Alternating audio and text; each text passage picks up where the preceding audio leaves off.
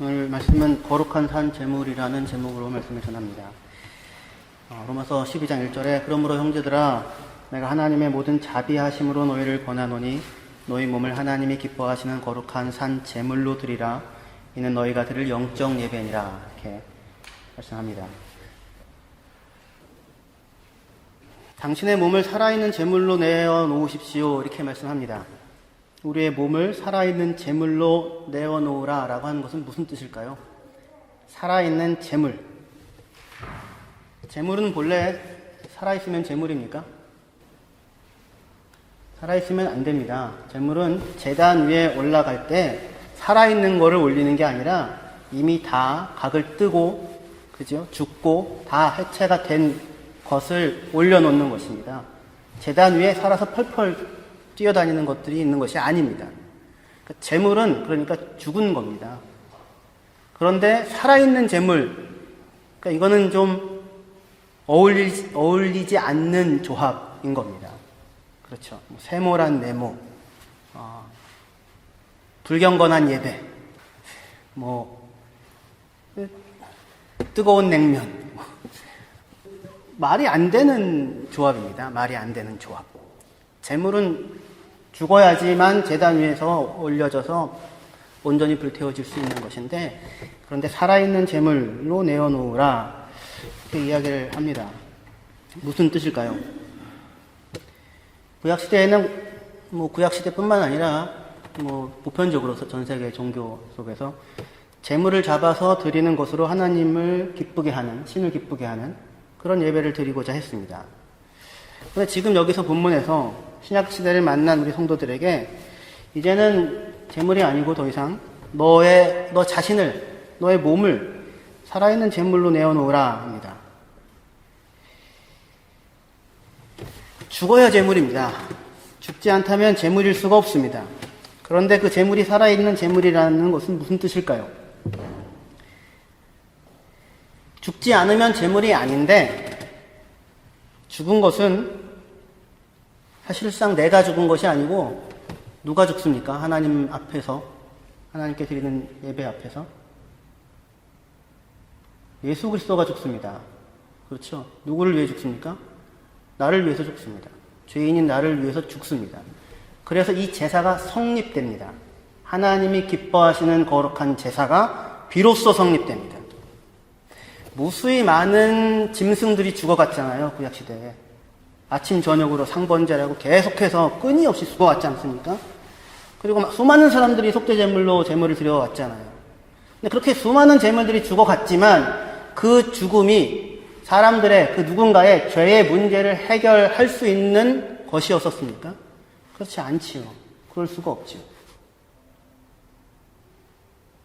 무수히 드려왔는데 그것으로는 사실은 어떠한 누구의 희생으로도 사람의, 인간의 근원적인 죄의 문제가 해결되어질 수 없다고요. 하나님이 기뻐하시는 거룩한 제사가 되어질 수 없다고요. 여러분들의 몸을 들여서 내어놓으면 그러면 여러분들의 죄의 문제가 해결되어질 수 있습니까? 여러분들이 죽는 것으로요?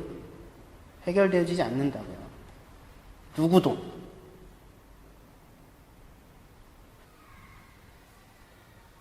무수히 많은 재물을 잡거나 우리가 우리의 인생을 다 무슨 불살라 바친다고 해서 나의 영혼의 문제가, 인생의 문제가 해결되어지지 않는다고요. 고생하고 고행하고 금욕하고 금식하고 무슨 짓을 해도 온 몸을 잘라내도 안에서부터 일어나는 죄된 욕망을 끊어내어 버릴 수가 없다고요.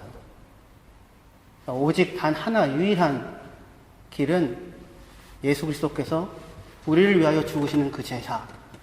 그 제사가 나를 사랑하사 나를 위하여 자기 자신을 내어주신 제사라고 하는, 그것으로 말미암아 우리가 하나님 앞에 나아갈 수 있는 것입니다. 그러니까 제물이 죽지 아니하면 제사가 아닌데, 죽은 것은 내가 아니라 예수 그리스도가 죽습니다. 예수 그리스도께서 나를 위하여 죽습니다. 그러니까 정말 진정한 제물은, 죽은 제물은, 그리고 죽어서 무슨 일을 만들어내는 제물은 내가 아니라 예수님입니다. 그의 죽음으로 내가 삶을 얻게 되었습니다. 그 사실이 드러나는, 그 사실을 드러내는 사람의 삶이 살아있는 제사인 거예요. 살아있는 제물인 거예요. 그 사실이. 살아있는데 그의 생명이 누구의 죽음으로 인하여 삶을 얻게 되었어요? 예수 그리스도의 죽음으로 말미암아 삶을 얻게 되었어요. 그래서 그가 살아있으나 사실은 그 살아있음 안에 죽음이, 예수 그리스도의 죽음으로 말미암아 누려지는 삶이라고 하는 것이 있는 것입니다. 그러니까 이것에 대한 정확한 설명이 갈라디아서 2장 20절이에요. 여러분들 너무 잘 아시죠? 내가 그리스도와 함께 십자가에 못 박혔나니 그런즉 이제는 내가 사는 것이 아니요 오직 내 안에 그리스도께서 사시는 것이라. 이제 내가 육체 가운데 사는 것은 나를 사랑하사 나를 위하여 자기 자신을 버리신 하나님의 아들을 믿는 믿음 안에서 사는 것이라. 그 설명입니다. 로마서 12장 1절에 대한 설명이 될 수 있는 거예요. 누가 삽니까? 내가 그리스도와 함께 십자가에 못 박혔나니, 그러면 나는 어떻게 된 거예요? 죽은 거죠. 그렇죠. 그런데 내가 십자가에 못 박혀서 죽음으로 말미암아 내 죄의 문제가 해결돼요? 그건 아니죠. 100번 못 박혀도 해결되지 않는다고요. 예수 그리스도가 그런데 나의 죄를 위하여 죽었다고 하는 그 사실을 믿음으로 연합하여 내가 그와 함께 죽었다는 것입니다. 십자가에 죽었나니, 죽어 마땅한 나인데, 그런데 예수께서 나를 위하여 죽으심으로 말미암아 내가 삶을 얻게 된 것입니다. 그래서 이제는 내가 사는 것이 아니고 내 안에 그리스도께서 사시는 것이래요. 그러니까 한편으로는 내가 살지 않고 십자가에 못 박혔으니까 그리스도가 내 안에서 사는데, 하지만 동시에 이제 내가 육체 가운데서 사는 것은, 내가 이 몸을 입고 여러분들이 지금 살고 있지 않습니까? 살아가고 있는 것은 나를 사랑하사 나를 위하여 자기 자신을 내어주신 하나님의 아들을 믿는 믿음 안에서 살고 있는 거예요. 그러니까 이 갈라디아서 2장 20절에는 한편 죽었고 또 한편 살고 있는 겁니다. 내가 죽고 예수가 사는데, 내가 죽고 예수가 산다는 말은 다른 말이 아니라 내가 이 몸을 가지고 예수 그리스도를 믿는 믿음으로 사는 것이 지금 내가 죽고 예수가 사는 삶이라고 할 수 있는 것입니다. 유기성 목사님의 유명한 책 있잖아요. 내가 죽고 예수로 사는 사람. 혹시 들어보셨죠? 지금 들어보시면 됩니다. 지금 들어보시면. 유명한 책입니다. 여러분들도 이제 알게 됐습니다. 제가 예전에 내가 죽고 예수로 사는 사람이라고 하는 제목으로 설교를 부활절 때 한 적이 있었습니다. 유튜브에 올라가 있거든요. 조회수가 남다르게 높습니다. 근데 왜냐면 그걸로 찾아보니까, 이거 아닌데? 그러고서 이제. 나간 흔적들이 역력한 통계를 보면 알 수 있는, 내가 죽고 예수로 산다, 이제 유명한 말이죠. 그럼 도대체 내가 죽고 예수로 사는 건 어떻게 하면 되는 겁니까? 무슨 얘기인지 알잖아요. 내가 죽고 나는 죽었어. 예수님 이제 나타나세요. 뿅! 이렇게 하는 거예요. 도대체 어떻게 예수님이 사는 겁니까? 여러분들 안에서. 내가 죽고. 무슨 말인지는 대강 알기는 알겠는데, 도대체 이게 예수님을 막 이렇게 내보내라는 건지, 그죠? 그러니까 그것에 대한 설명이 그거라고요. 내가 육체 가운데 살고 있다고요, 지금. 이렇게.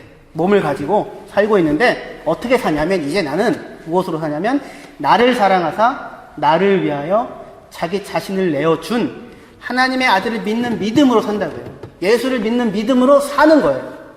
예수를 믿는 믿음인데, 그 예수는 누구냐면, 나를 사랑하셔서, 나를 위해, 나의 죄를 위해 자기 자신을 내어주셨대요. 그분이 하나님의 아들이래요. 다시 얘기해서 하나님의 아들이라는 건 하나님이 나를 사랑하사 나를 위하여 자기 아들을 내어주셨다는 거예요. 그렇죠? 그것을 믿는 믿음으로 사는 것입니다. 그러니까 나는 사실은 십자가에 못 박혔나니가 맞아요. 십자가에 못 박혀야 하는 거예요. 그런데 십자가에 못 박히는 것으로도 내 문제가 해결되어지지 않는데, 나를 사랑하사 나를 위하여 자기 아들을 내어주신 하나님, 그리고 예수 그리스도를 믿는 믿음, 그것으로 말미암아 오늘 그분을 신뢰하며 살아가고 있는 그것이 지금 내가 죽고 예수로 산다고 하는 형태의 이야기예요. 그래도 목사님 무슨 얘기인지 잘 모르겠습니다. 그럴 수 있을 것인데요. 내 안에서 예수가 산다는 말은 내가 예수가 된다는 얘기가 아니라 예수님의 은혜를 아는 자로 산다는 거예요. 그러니까 내가 죽고 예수로 산다고 하면 언뜻 예수님 살아주세요, 예수님 살아주세요 이렇게 해야 되잖아요. 그러면 예수님이 나오십니까 이렇게? 나로 살잖아요. 나로 살잖아요. 그러니까 내가 죽고 예수로 산다는 것은 예수님이 나의 몸을 입어서 이렇게 조장하고 움직이는다는 것도 아니고 내가 예수님이 된다는 것도 아니라 그게 아니고 내가 사는데 예수 그리스도의 은혜를 입어 예수 그리스도의 은혜로 말미암아 생명을 얻은 사람으로서 그 크신 은혜를 아는 사람으로 지금 살고 있는 거예요. 그분을 믿는 믿음으로. 이거 되게 굉장히 다른 것입니다. 예수가 되라는 얘기가 아니라 예수의 은혜를 아는 자로 살라 이겁니다. 예전에 예수님이라면 어떻게 하셨을까라는 책이 있었습니다. 혹시 읽어보셨습니까? 예수님이라면 어떻게 하셨을까? 유명한 책입니다. 저도 20대 때 초반 때 아마 읽어봤던 것 같아요. 하도 오래전에 벌써 이제 하도 오래전이 됐는데 읽어봐서 가물가물하지만 아마 그런 얘기였던 것 같아요. 백화점인가 어떤 기업체인데 백화점이었던 것 같습니다. 그것을 운영하는 사장인데 예수님이라면 어떻게 하셨을까? 이렇게 묻고는 그것을 따라서 이제 행하는 그런 형태의 책이었었습니다. 그러니까 뭐 사업뿐만 아니라 더 나아가서 우리의 일상 속에서도 예수님이라면 어떻게 하셨을까? 예수님이라면 요 순간에 예수님이 계셨다면 어떻게 하셨을까? 그것을 묻고 그것을 따라 살아가자. 아마 이런 얘기였을 거예요. 결국에는. 어떻게 생각하세요, 여러분들? 예수님이라면 어떻게 사셨을까? 그리고는 그걸 묻고는 따라가는 것. 그것이 혹시 내가 죽고 예수로 살아가는 것일까요? 지난주에 제가 우리는 그리스도인은 더 이상 나의 유익이나 보람과 성공이 기준이 아니라 하나님이 기뻐하시는 것이 우리 기준이다 이렇게 했잖아요. 그렇죠? 착하게 살아야지가 아니고 하나님의 뜻을 따라 살아야지. 성공하고 부유하게 살아야지가 아니라 하나님의 허락하신 자리에서 하나님 기뻐하시는 모습으로 살아야지 이렇게 얘기했잖아요. 그럼 이 얘기와 하나님 기뻐하시는 모습으로 살아야지와 예수님이라면 어떻게 하셨을까? 그래서 그것대로 나도 살아야지 라고 하는 얘기와 같은 얘기로 들리십니까? 하나도 복잡한데 두 개씩이나 끌고 와가지고는 지금 같은 얘기가 아닙니다. 다른 얘기입니다. 무슨 얘기냐면 하나님은 우리 보고 예수님이 되라고 하지 않아요. 그렇지 않고 예수의 은혜를 아는 자로 살라고 한다고요. 은혜를 입은 사람, 은혜를 입어서 생명을 얻게 되어진 사람. 하나님의 은혜와 사랑을 받아서 그것을 아는 자로 살라고 하시는 것입니다. 베드로 후서 3장 18절에 오직 우리 주 곧 구주 예수 그리스도의 은혜와 그를 아는 지식 안에서 자라가라 이렇게 얘기하세요. 그를 아는 지식, 그의 은혜를 아는 지식 가운데서 자라가는 것이지 우리가 예수님이 되는 게 아닙니다. 예수님이라면 어떻게 하셨을까를 묻는 거는 우리의 물음이 아니에요. 왜냐하면 여러분들 예수님이에요? 여러분들이 하나님의 아들이에요? 자기를 배신하고 도망할 제자들을 끝까지 사랑해서 그들의 눈을 보며 발을 씻어 주실 수 있으세요? 죽은 나사로의 무덤 앞에서 눈물을 흘리면서 나사로야 나오라! 라고 부르실 수 있으세요? 그러면 나사로가 나오게 됩니까? 자기를 십자가에 못 박는 자들을 향하여서 하나님 저들을 용서하여 주십시오. 자기들이 하는 일을 알지 못합니다. 라고 그렇게 이야기하실 수 있으세요? 아니, 이런 문제가 아니라, 능력의 문제가 아니라 여러분들이 누군가의 죄를 대신 지고 죽음으로 그의 죄의 문제가 해결되냐고요. 그게 아니잖아요. 여러분들은 예수님이 아니라고요. 아니, 저도 예수님이 아니고요. 무슨 예수라면 무슨 예수라면 어떻게 살 것인가예요, 지금. 여러분들 누군데요? 바울이에요? 예수 말고 바울이에요? 베드로예요? 그냥 홍성일이라고요. 홍성일 목사라고요. 이호준이고 이호준 집사님이고 이승훈 형제이고 그런 거라고요. 그렇다고요. 무슨 예수님이라면 어떻게 할까를 물어요. 그건 우리가 물을 물음이 아니라고요. 말도 안 되는 이야기예요. 하나님은 우리 보고 너는 왜 예수님처럼 되지 않느냐가 아니라 그리스도의 은혜를 입어 그 은혜로 말미암아 생명을 얻은 사람으로 그것을 믿는 믿음으로 살라고 얘기하는 겁니다. 아니 그게 우리 유일한 길이에요.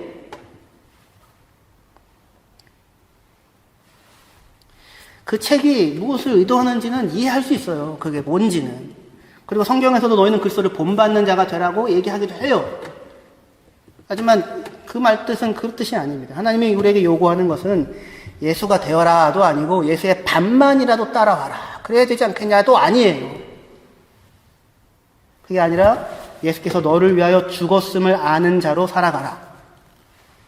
그것이 우리의 살아있음이, 우리의 오늘이 예수의 죽음으로 말미암아 허락되어지고 있는 것, 오늘의 나의 모든 것이 은혜로 말미암아 여기 서 있다고 하는 것, 나를 사랑하사 나를 위하여 자기 아들을 내어주시는 하나님의 은혜, 그의 은혜와 사랑이 나를 붙잡고 있음으로 말미암아 내가 지금 하나님 앞에 하나님을 기쁘시게 할 수 있는 사람으로 설 수 있게 되었다고 하는 것. 그러니까 살아있는 재물, 내가 죽은 것이 아니라 예수가 죽음으로 말미암아 하나님 앞에 기쁘게 받아들여질 수 있는 존재로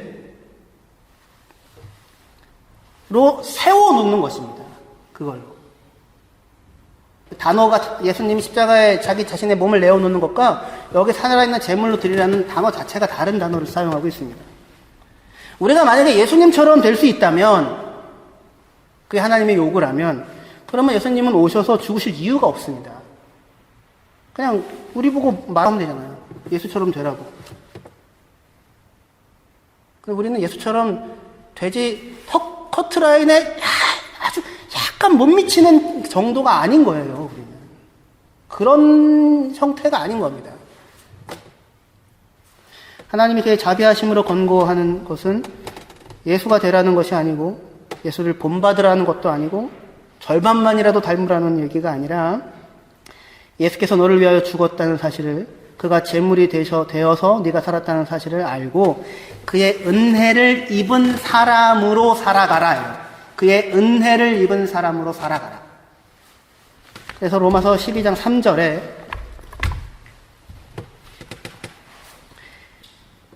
내게 주신 은혜로 말미암아 너희 각 사람에게 말하노니 마땅히 생각할 그 이상의 생각을 품지 말고 오직 하나님께서 각 사람에게 나누어 주신 믿음의 분량대로 지혜롭게 생각하라. 이렇게 얘기를 하고 있어요.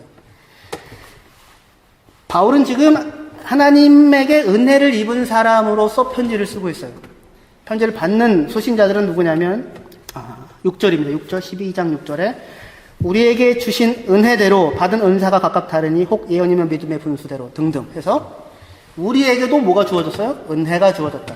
그러니까 지금 바울은 이 로마서는 하나님의 은혜를 받은 사람이, 하나님의 자비를, 모든 자비하심을 경험한 사람이 은혜를 입은 사람에게, 그리스도인들에게, 하나님의 은혜를 입은 사람에게 편지를 하고 있는 형태의 내용입니다. 그러니까 그리스도인은 그의 모든 존재가 처음부터 마지막까지 하나님의 은혜로 말미암아 존재하게 되어진 사람입니다. 내가 예수가 되어지는 것이 아니라 그럴 수 없는데 그런 나를 위하여 죽으셨음을, 그의 은혜를 힘입어 살게 되었음을 아는 사람으로서 살아가는 것이 그리스도인이 되어졌다고 하는 것입니다. 이 얘기가 여러분들에게 두 가지 효과가 있었으면 좋겠는데요.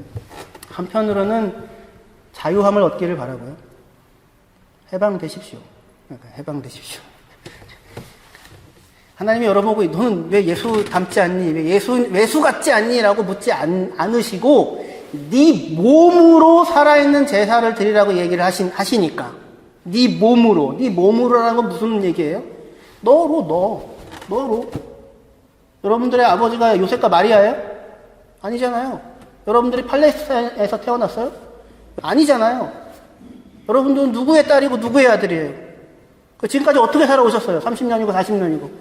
지금까지 살아왔던 마음의 방식과 몸의 습관과 관성이 그대로 남아있는 그냥 여러분들의 몸이잖아요. 그냥 그대로 내어두면 죽을 수밖에 없는 사람인데, 근데 그런 나를 사랑하사 나를 위하여 자기 자신을 내어주시고, 아니, 그 아들을 내어주시고 붙잡으신 하나님의 사랑에 의하여 예수 그리스도의 몸 안에 들어오게 되었다고요, 내가 예수님의 몸 닿아서 합격점을 얻어서 몸에 들어간 게 아니라, 너는 왜 예수의 몸답지 않니?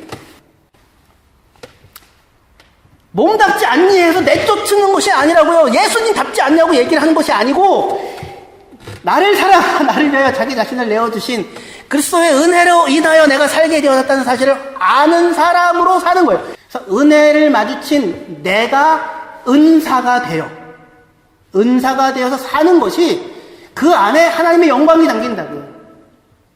그게 그리스도가 영광을 받는 방식이에요. 여러분이 영광을 받는 것이 아니라. 다시 말하는데, 예수라면 어떻게 하셨을까? 이런 생각을 하지 마시고, 무슨 예수라면, 바울도 아닌데 했는데 무슨 예수예요? 베드로도 아닌데, 여러분이잖아요. 지금까지 이렇게 살아왔잖아요. 그냥 뭐 아무것도 모르고 살아왔잖아요. 얼마나 주를 위하여 헌신하고 살아오셨어요. 지금 제가 무슨 꾸중하는 얘기가 아니라, 그게 여러분이잖아요. 여러분. 그런데도 불구하고 여러분이 여기서 예배를 드리고 있다고요. 하나님이 여러분들 사랑하신다고요. 여러분들 위하여 십자가를 지셨다고요. 내 사랑하는 아들이다 딸이라 하시는 거라고요. 그 은혜가 크지요. 그 은혜를 입은 사람으로, 그 은혜로 인하여 은혜를 아는 사람으로 사는 거예요. 그게 그리스도인인 거예요. 그 은혜를 마주친 사람으로 오늘 내가 주어진 자리에, 오늘 이 몸으로 하나님이 놓아놓으신 환경과 조건과 사람들 가운데 내 능력을 가지고 지금까지 살아온 내 모든 여정 속에서 허락해 놓으신 사람들과 그 은혜를 아는 사람으로 부딪히며 살아가는 거라고요. 그 은혜를 아는 사람으로 그 가운데, 그 만남 가운데, 부딪힘 가운데, 좌절 가운데, 실패 가운데, 역경 가운데 하나님의 은혜와 하나님의 사랑이 그 속에서 켜켜이 쌓여져서 드러나고 있는 그러한 존재로 살아가는 삶, 그것이 은혜를 아는 은사를 갖고 있는 사람, 여러분들 자신이, 여러분들 한 사람 한 사람이, 그래서 그것이 은사라고 하는 것입니다.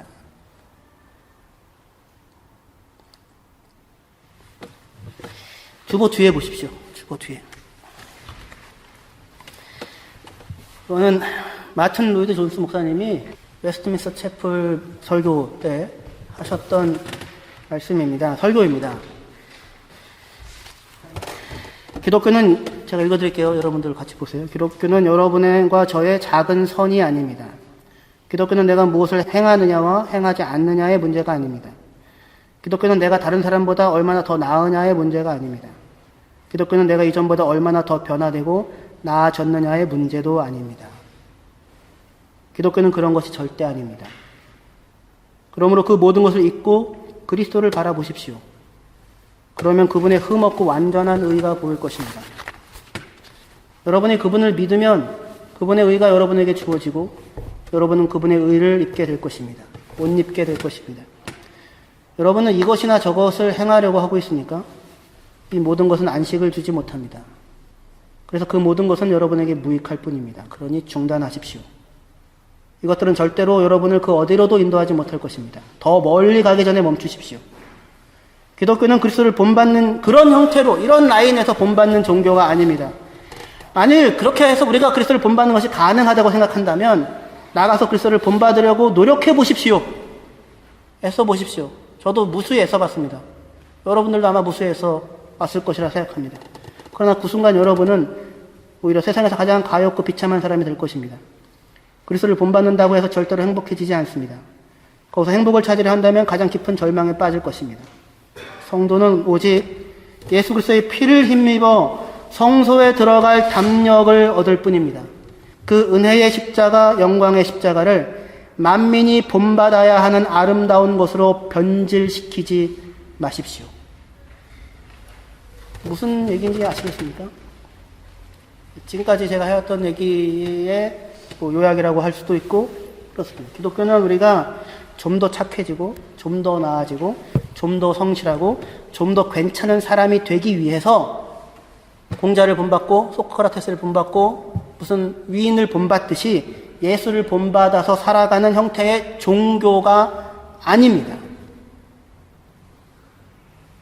기독교는 예수의 죽음으로 말미암아 생명을 얻었음을 아는 자들이 그의 은혜를 힘입어서 살아가는 것입니다. 그를 믿음으로, 그 믿음의 고백으로 살아가는 자가 자기의 이 현재 처해진 자리에서 자기의 몸으로 하나님이 기뻐하시는 모습으로 살아가는 것입니다.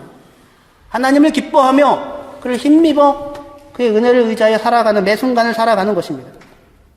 십자가는 만민이 본받아야 하는 아름다운 것이 아니라 그게 아니라 우리가 그의 피를 힘입어서 은혜의 보좌 앞에 담대히 나아갈 수 있게 하는 하나님의 은혜인 것입니다.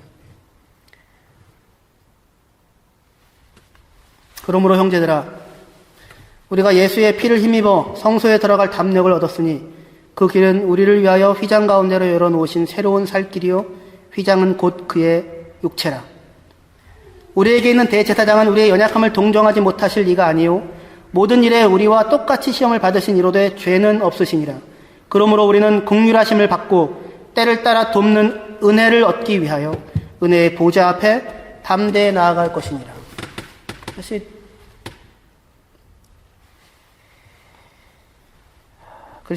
그리스도인으로서 살아갈 수 있는 삶에 대한 전망입니다.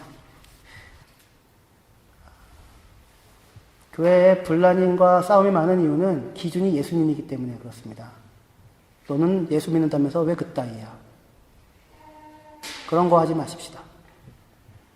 그렇기 때문에 예수가 죽어주신 것입니다. 그따위라고 얘기하는 그분은 어떤 따위로 어떤 따위로 살아가고 계십니까?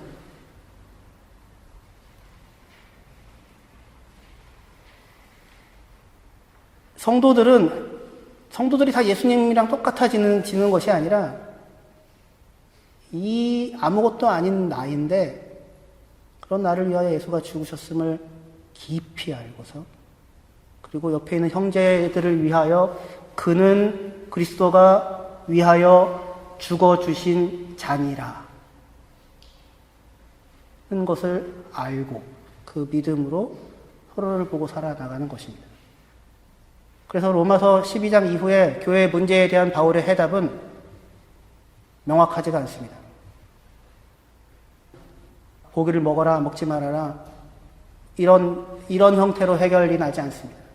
그는 그리스도가 위하여 죽어주신 잔이라. 너의 형제다. 전전긍긍해 합니다. 어찌할 줄 몰라 합니다. 왜냐하면 아무도 자기 권리로 자기가 하나님의 아들이 되어진 것이 아니라 하나님의 은혜로 말미암아 붙잡혀져 들어와 있는 사람임을 알고 있기 때문에 그리고 옆에 있는 그 사람도 그리스도께서 그의 은혜로 붙잡아 놓으신 분인 줄 알고 있기 때문에 그 자리에서 살아가는 것입니다.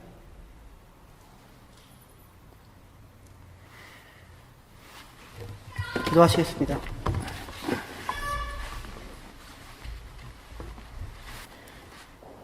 하나님 아버지, 무수히 많은 요구들이 있습니다. 이렇게 해야 된다. 저렇게 해야 된다. 이게 마땅한 일이다. 이게 훌륭한 일이다. 그러나 그것을 살아내는 사람은 없습니다.